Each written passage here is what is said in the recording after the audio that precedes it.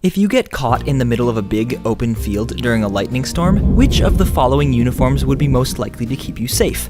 A thick wetsuit, a Superman costume, a medieval coat of armor, or your birthday suit? If you answered medieval coat of armor, you might be a little crazy, but you'd also be right.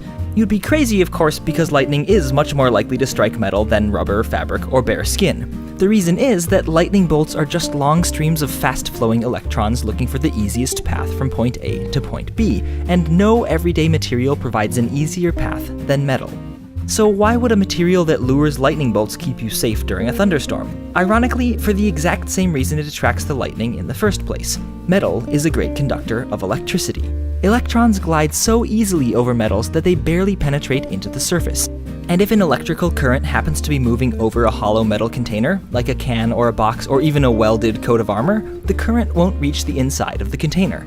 Physicists call this kind of container a Faraday cage, or in the case of the steel-woven clothing worn by linemen working on high-voltage wires, a Faraday suit. In fact, your car is an everyday example of a Faraday cage, which is why, despite what you may have heard about rubber tires, it's actually the closed metal chassis surrounding you that keeps you safe.